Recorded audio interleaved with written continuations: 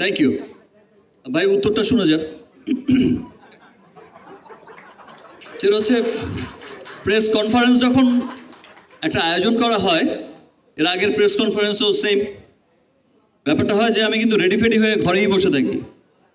এবার সব কিছু তো আর আমার উপরে থাকে না। দেখেন, আপনি হয়তো টাইমে এসেছেন, এই যে আপনি যেমন বাঙালি, এখানে অনেক বাঙালিই আছে। সো অনেক বাঙালি কিন্তু টাইমলি আসে না।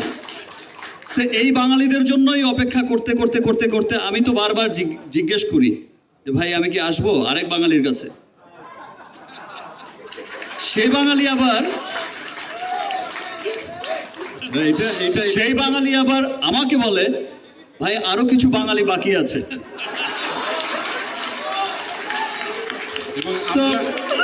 দেখেন, এটা যদি আপনি যেটা বললেন যে বাঙালিদের অভ্যাস, এটা যদি হয় তাহলে কিন্তু আপনার ঘরেও পড়বে, আমার ঘরেও পড়বে ভাই।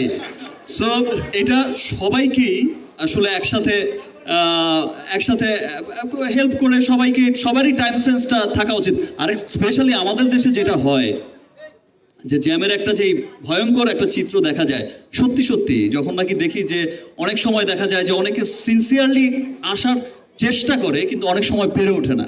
সেটা এই বাংলাও যেমন, ও বাংলাও তেমন, পৃথিবী জোড়াই এখন কেমন কেমন হয়ে গেছে। এনিওয়ে, যাই হোক, এটা আমাদের বাঙালিদের দোষ না। তবে এখন খুব ভালো লাগছে যে প্রথমে তো খুব সিরিয়াস, আমি সামনে বসে ভেবেছিলাম যে কি ব্যাপার, এত তুফান হচ্ছে কেন। ভাই ছবির নামই তো তুফান, তুফান তো তুফানই হবে। আচ্ছা, বাট এখন খুব ভালো লাগছে, এখন মনে হচ্ছে ইয়েস, এটা হচ্ছে সিনেমারই প্রোগ্রাম। এ সুন্দর কথা হচ্ছে, হাসাহাসি হচ্ছে, এনজয় হচ্ছে। থ্যাংক ইউ, এভাবেই আমাদের চলতে থাকবে, আমরা একসাথে কাঁধে কাঁধ মিলিয়ে। বাট আমি আবারও বলছি, কোনো কালো ছায়া কারো কখনো, শুধু আজ না, ইন ফিউচারেও কোনো কালো ছায়ার কথা না শুনে, কোনো রকম কোনো আজে বাজে মানুষের প্ররোচনায় না পড়ে ভালো বাংলা সিনেমাকে আমরা সকলেই সাপোর্ট করব। ভালো বাংলা সিনেমাকে আমরা পৃথিবীময় ছড়িয়ে দেব। Thank you. অসংখ্য ধন্যবাদ সবাইকে। আমার আমার আমার মনে হয় সাকিব পুরো জিনিসটারই আনসার দিয়ে দিয়েছে।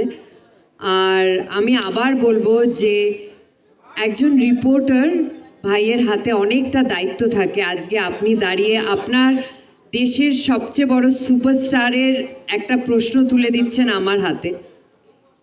সো এটা আমারও দায়িত্ব যে আমি এটাকে গুছিয়ে উত্তর দিই।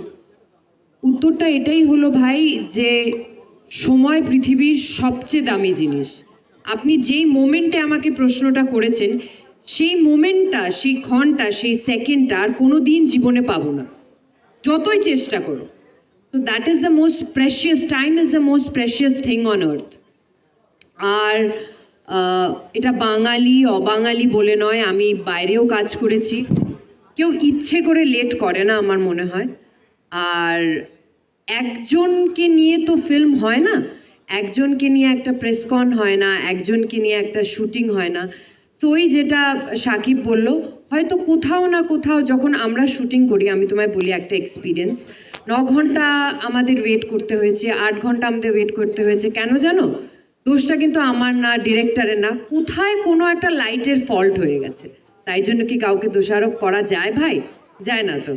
তো এটাই হলো ব্যাপার, সবাইকে মিলে একসাথে বাংলা ছবিকে এগিয়ে নিয়ে যেতে হবে। দ্যাটস ইট।